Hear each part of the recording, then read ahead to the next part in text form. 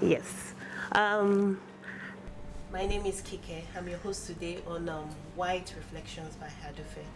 White Reflections by Hadufe is a podcast that delves into the complexities of life, modern day living. And what I try to do is I try to bring people with real experience to talk to us, to share their experiences. Perhaps somebody going through that similar situation can benefit from it. So that's the whole essence of White Reflections by Adufe. And of course, this topic today is a very dear one to me. One, because my guests, um, they are wonderful people, they're a couple, and they're committed to helping people navigate, health issues, you know, through the natural way, holistic way of living. I hope I'm right. Yes. Yes. So with me here is Mrs. Toluwalashe Omitowoju Dugan. Yes, she's a healthy chef and an internationally trained chef at Ice Culinary Yes. School, United States of America. And her husband, Tolu Dugan. Tolu Dugan, Tolu James Dugan. Yes. But for the purpose of this interview, I would address you as James. Okay. Because Tolu responds. Yes, Tolu, we get that So- a lot. So for the purpose of this interview, I'm going to be addressing you as James. That's fine. Okay. Okay, so thank you. Coming out first and foremost to share your health struggles, really would you find anybody in our setting coming out to share their health struggles? Oftentimes people try to hide that part of them. I do not know why, but I want to guess one of the reasons is people believe that when you're struggling with your health, it's either somebody somewhere is, a Yes. village people or somebody somewhere is behind it, Yeah. So hence the reason they tend to, keep it to themselves until things get really bad that you can't even help them anymore. So I want to give kudos to you. Thank you. Thank you. Thanks for sharing your story and thanks for coming out to help people. You've turned this into a passion, I believe. Yes, it is. Thank you so much. So from your profile, Tolu, this started 17 years ago. Yeah, it did. It's quite the story. I mean, it was a month before my 30th birthday, Wow.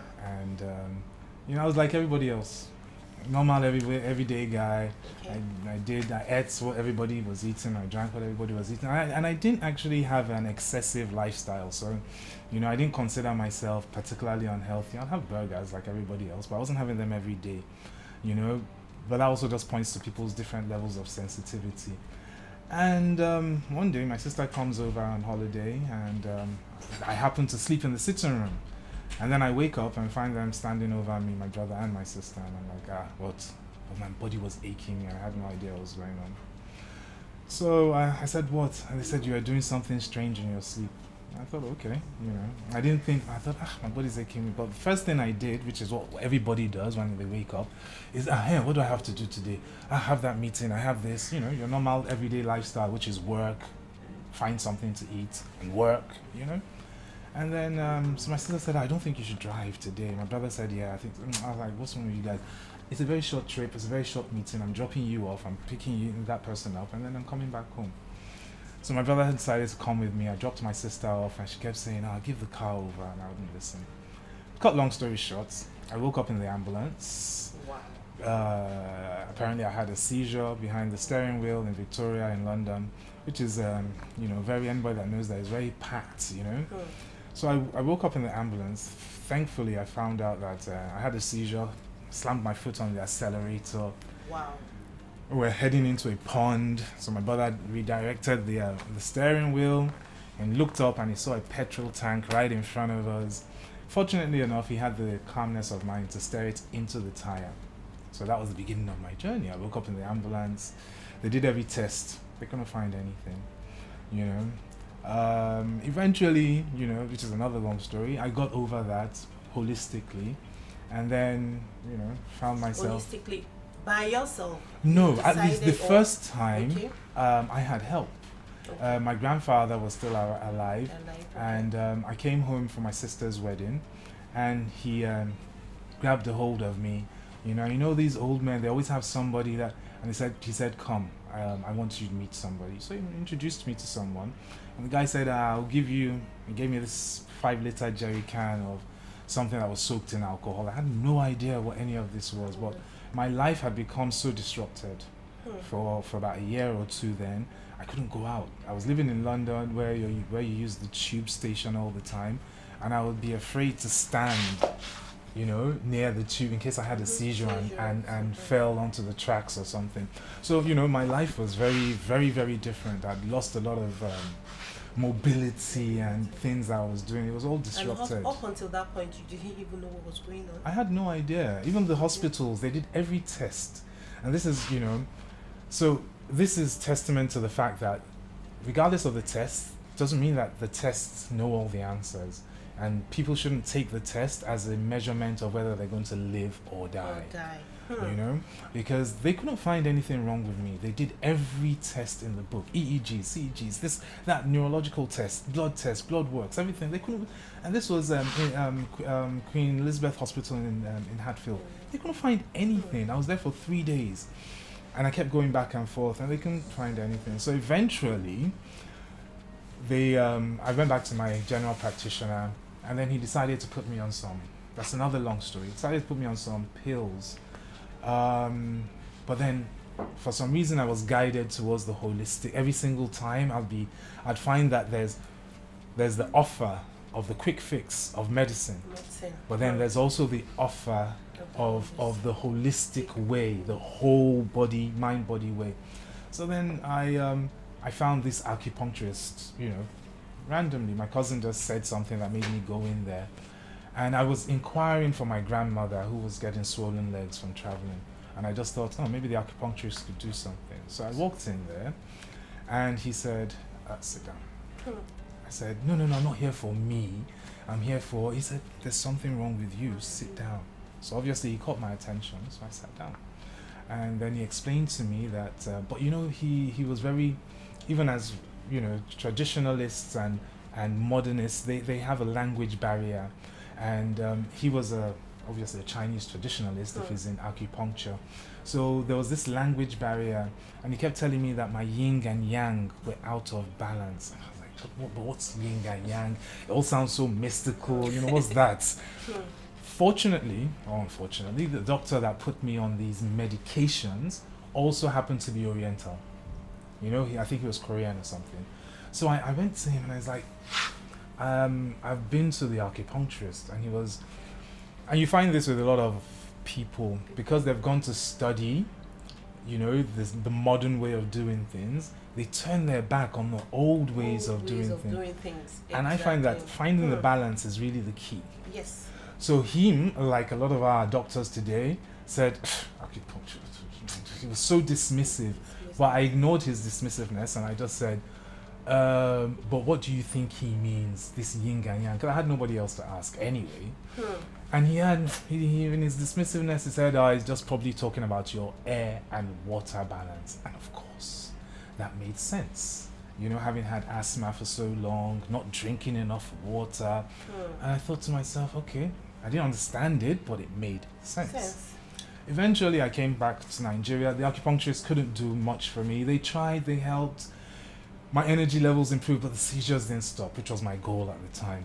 Wow. So I came home from my sister's wedding, and my grandfather grabbed a hold of me and said, hey, here's this person might be able to help you. So I went to see this person, and he gave me this jerry can of, and I can't tell you what was inside. The only thing I could identify, which till today I can't make sense of, were those small seashells or cowrie things that they have, and it was inside. I was like, how does this? But anything that would help me get better. Exactly. I wasn't trying to figure anything out at that point. I just wanted to get better.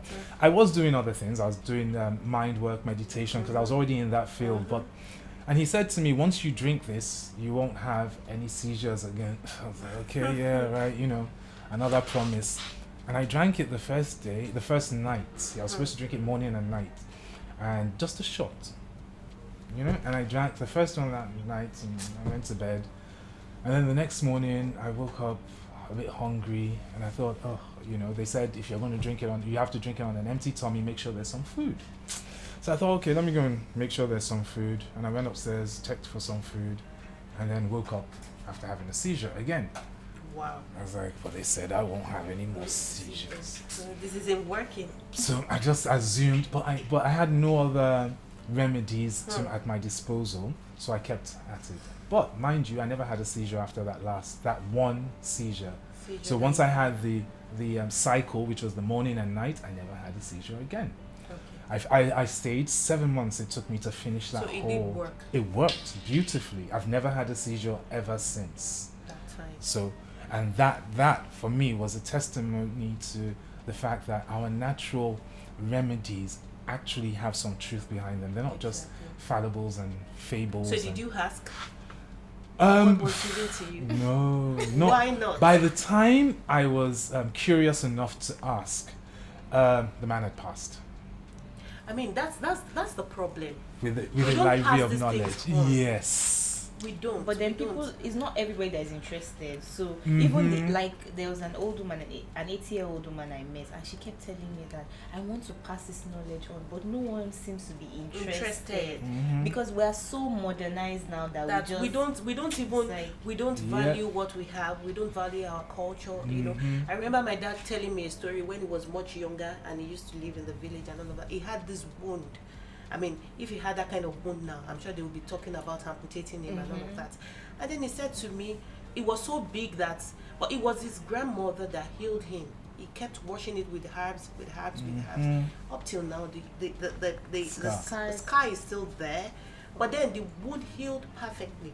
So what am I saying in essence? The problem we have is we don't have people documenting these things down Yes. and then passing it on to the next generation. So it's almost as if they die there. I wish you knew what was given to you. That would have at least it will helped. help so many people So- now. so But you know, yes. at the time, he wasn't interested in this field, so it's just like, let me take it Okay, and let let me me- be better. let me Just let just me be live fine. my life. I wanted to Right. go back to my life, and I emphasize that go back, Go back to, to your my life. So I'm coming Yes. back, James. I'm coming back. So to the great Chef Lola. Yes. Chef Lola. Yes. Tolu, I want to ask, what inspired your journey into healthy the diet, healthy eating? Okay, so about 5 years ago, I just woke up one day and I became my stepmom's carer. So Wow. she used to be a very active person. She couldn't wear heels shorter than 4 inches. She was that Wow. kind of person. She was very fashionable. And one day she traveled, and next thing she came back and we didn't understand what was wrong. We just knew she was not feeling well. But you know, normally in the house, once a parent is not feeling well, you just feel, mommy is not feeling well, she'll be better. She'll be You fine. won't think it's anything serious. So it became one month entered another, and it was getting worse. So we knew she traveled somewhere in Spain and came back. Then she was a bit better. They brought, when she came back from Spain, I remember they brought quinoa and they brought flaxseed oil. Then they Wow. gave us a book and said, the things in that book are the things you should be eating. So I was like, we don't know what is even this quinoa thing. At that time, I couldn't even pronounce it. I can't remember what I used to pronounce, but it was rubbish I used to say. So I didn't know how to cook it, and I said to try to watch YouTube videos to see, okay, how would I do this? And I saw some things, but it wasn't enough information. Anyway, she became really ill that we had to take her to the hospital. It was in the Wow. hospital that I saw one of her case files, and I saw that she had cancer. Wow. So I remember calling my brothers, and like we had a mini family meeting, like, mom has cancer. It didn't just make sense because everybody felt like cancer was a deadly disease, and her lifestyle at the time didn't look to us like someone that should have that kind of thing. Cancer. So we started to pray. Obviously, that's the first thing you do. We're confused, and it was getting worse and worse and worse. So the first thing that was a gap in the house was food. Since the doctors now said she should stop all the things she was normally eating, it was now like, okay, these new things that she should eat, how are we supposed to make it? So we got the first chef. My dad employed a chef, but the chef didn't understand healing foods. He just knew how to cook regular jollof rice, fried, normal foods now. So we'd have to, but we didn't want to tell him what was wrong. Just know that this person is not feeling well. Can you make something that's healthy that can just help her to get better? But he didn't know how to do it. So I checked in Lagos because we were in Ibadan at the time. But even in Lagos, there was nobody doing that. I was like, okay, there's a gap in the market. Can't anybody see that once you are very ill in Nigeria, there is no healthy provision for food Hmm. for you? It's like, this is a gap. So in my mind, I said, okay, I'm going to go to culinary school. I knew how to cook, but I was now very passionate about getting her to be better. That was my goal at the time. It wasn't even really working with other people, so helping her to get better. Anyway, she eventually passed away a few months after I made that resolution, and I made up my mind that the only thing I could do for her and to just keep her memory in my mind was to help all the other people that will be going through this, because I knew for a fact that it couldn't only be her going through that kind of thing. It's just that no one is saying anything. No one to is anybody. saying anything. So that was when I said, okay, I had in my head, I had imaginary clients. I knew that there would be people. I didn't know them yet, but I knew there would be people. So I started my journey. I started reading a whole lot, and then I found my first culinary school, because I knew that, okay, I wrote a plan that, okay, the next 6 years I want to be working with clients, but what do I need to get to that point where I'm a professional? It's like the first step is to go to culinary school to first learn about the basics and the science of cooking, because if you don't understand the science of cooking, then you can't do healthy cooking. So I went to the first culinary school. That's another story. I didn't have any money because we had spent all the money we had on her, on trying to get her better. So I went to the first culinary school, and then I learned. In the culinary school, I was a rebel because I would always ask questions like, okay, yes, I've learned this, but are you not thinking of how can we make this for a cancer patient? And the teachers look at me like, there's no why do we need to make it for cancer? Why are you so particular about making this? So they knew me in the class, and Okay. I started teaching my classmates. And I remember that when I graduated, I told myself that, I would love to teach, that my passion is in helping people understand how to cook better. So I just said that silently in my heart, and a few months after I graduated, I got a call from the school giving me employment. Like, would I like to be a teacher? Wow. And that's how I became a chef instructor in the culinary school. So I taught for about a few months, and I went for another training in Dubai. Then a friend of mine that I had told about my vision told me that, you know what, you're doing what you love, but you've not completed the process. Why don't you go abroad to learn how to cook? And I'm like, do you know how much it is to? It's not beans. I said, okay, go and do your research and then come back. And then I did my research, found a couple of schools, and then found the school I eventually went to, but the school fees was so expensive. So I already wrote it off that where would I get money? Because I calculated at the time that if I was going to pay the school fees, I would need to work for 12 years in the place I was currently working without spending my salary to be able to afford to pay for the school fees. So I was like, okay, this is not for me. But he told me something, that it's not for you to determine how the money will come. It's for you to tell God what you want. He sees it as a lofty goal, and he will make a way. So I held that in my heart, and I, at the time when my mom was ill, I started a tradition. I got a gratitude journal, and every day I would write all the things I'm grateful for in my life. So I'll do that. And so when this school thing came, I would go back to my gratitude journal. In addition to the things I was already grateful for, I would write, Lord, I thank you that I'm now a student of the school I wanted to go at the time.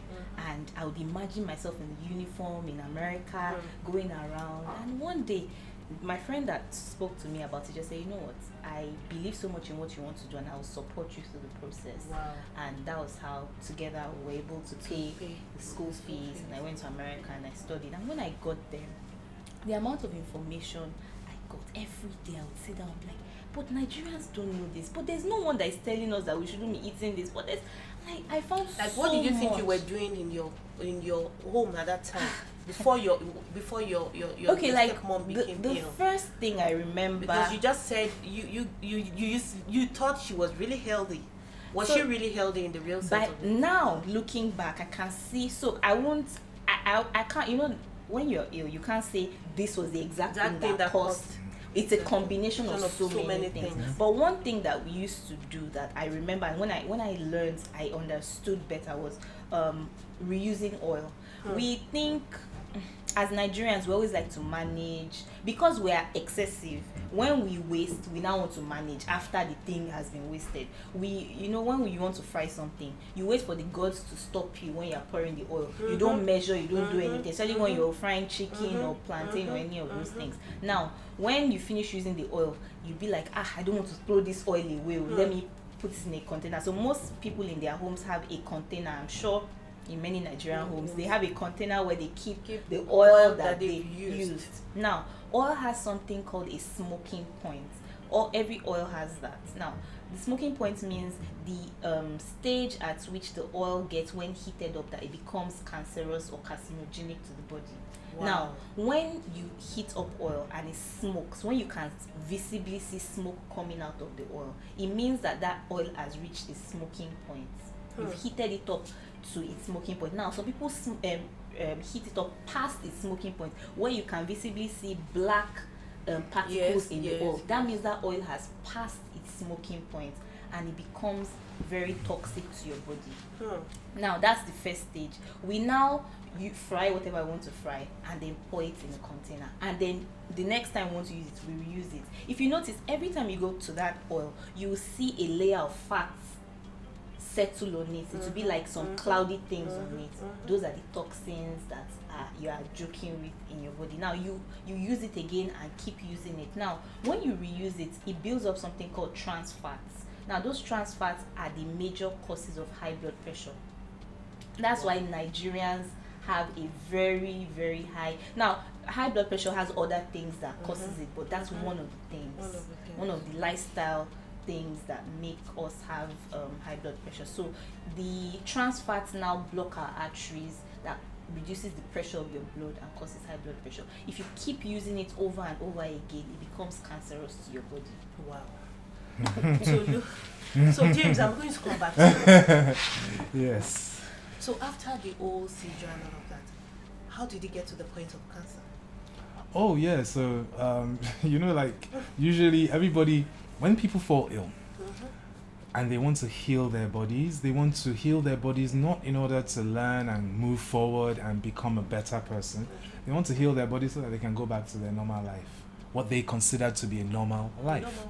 So I wanted to go back to my normal life, So after the epileptic seizures and stuff, because of the herbs, I had lost a lot of weight, and I didn't understand why, but it didn't matter. I had no more seizures, so let's get back to normal life. I want to put on weight. I was actually going to nutritionists and gym guys and saying, listen, dude, I want to put on weight. Plus, I didn't really care about the weight, to be honest. In retrospect, I just wasn't feeling strong.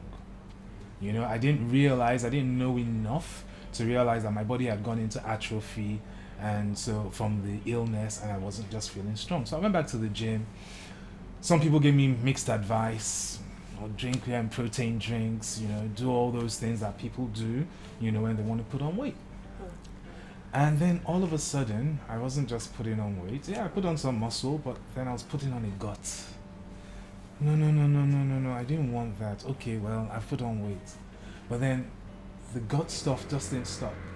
It just, my gut started getting bigger and bigger. My bathroom regularity got smaller and smaller.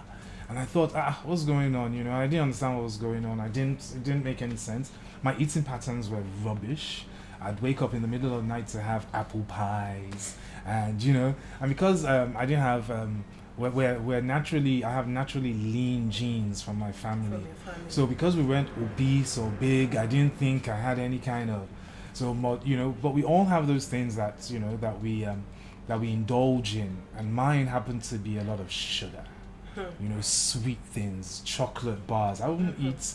I had exams, I'll be reading for exams if I feel hungry. I remember categorically I had Mars bars and Snickers bars. They were all in my freezer. And I love the freezer ones because I bring it out and crack it open and I'll crunch it. I had my, but that was my lifestyle. And it led to what turned out to be colon cancer. And at the time, I didn't know it was colon cancer as well. I didn't even go for any diagnosis because I was recovering from epileptic seizures. So, no, I can't be ill again. I've been ill. I felt like I've served my illness time and I've overcome it. So then all of a sudden Then I started having chest infections because I had asthma. And my asthma was never really serious. But then all of a sudden, my brother and I will have chest infections with this big gut that will last 3 months. And I was having them, at one point I was having them 3 times a year. Wow. Yeah.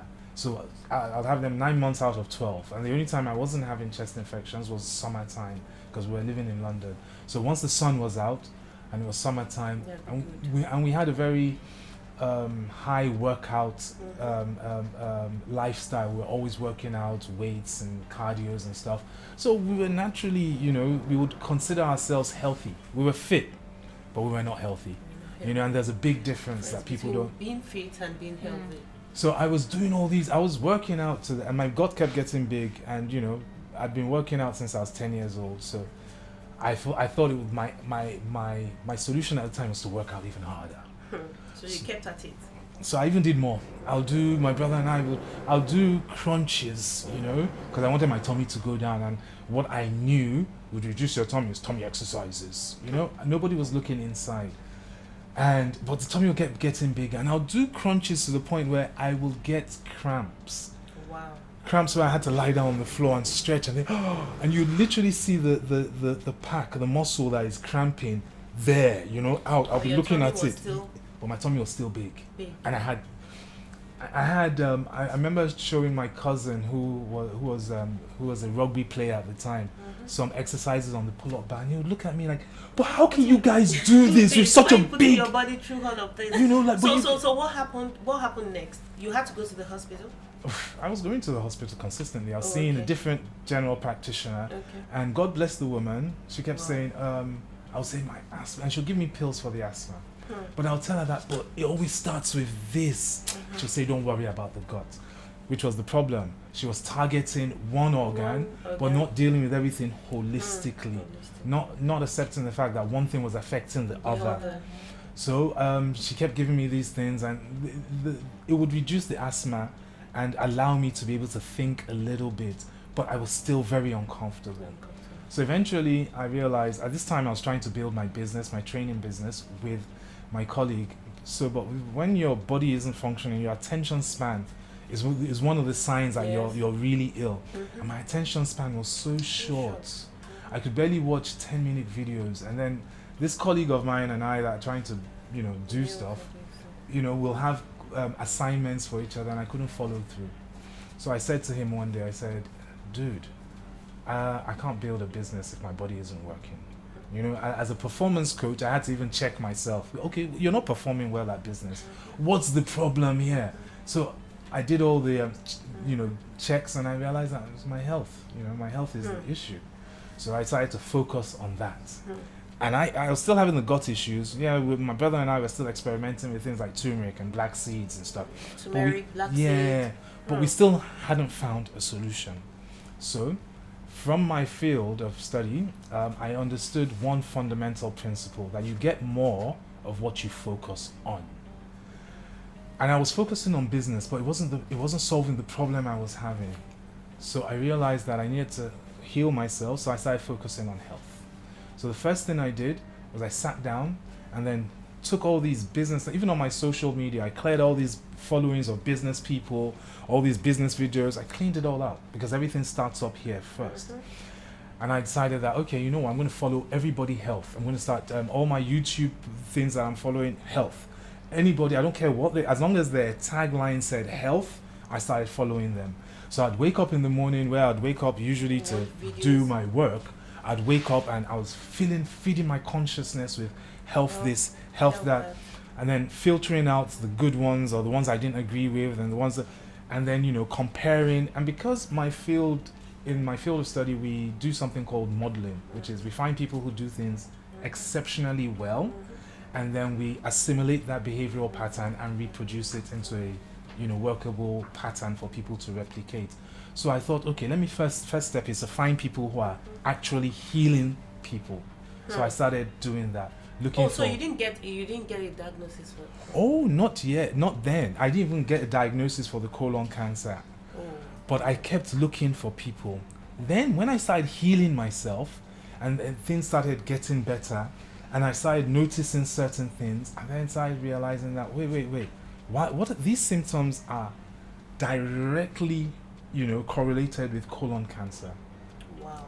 So then I did a cancer treatment that I'd found from one of the healers I was working on. So it was a 2-week treatment, and I did it. And I consistently tell this story because the day the cancer broke, I had a flight that morning, and I'd gotten up in the morning. It was a particular remedy to alkalinize the body, and I'd done that. And I woke up in the morning and I went to the bathroom, and gross alert. It was completely bloody. Wow. Yeah, it was an explosion of blood, and I was like, that really even got my attention even further. That I have to know exactly what's happening. Am I dying? Am I healing? I crawled to my bed and called my colleague who were supposed to travel together and said, I can't make it. And she said, she was an older lady, and said, what's wrong? And I explained to her that I realized that, the cancer had broken, typical Nigerian auntie. She burst into tears. But my reaction, I believe, was one of the things that saved my life, because I rejected those tears. I was like, whoa, what are you doing? She's like, Tolu. I was like, no, what's wrong with you? I'm going to be better, so please don't cry. I didn't, in our Nigerian society today, will say I reject that, and that was my natural attitude, to reject the despair that she was now going to go into over the healing I was having. Wow. So that's how I found out that I had colon cancer. Wow. And it didn't stop there. I had to then eventually heal the environment that allowed the cancer to grow. But that was a journey on